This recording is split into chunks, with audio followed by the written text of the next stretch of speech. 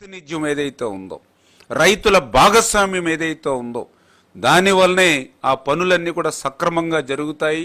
పర్యవేక్షణ ఉంటుంది, జవాబుదారీతనం ఉంటుంది.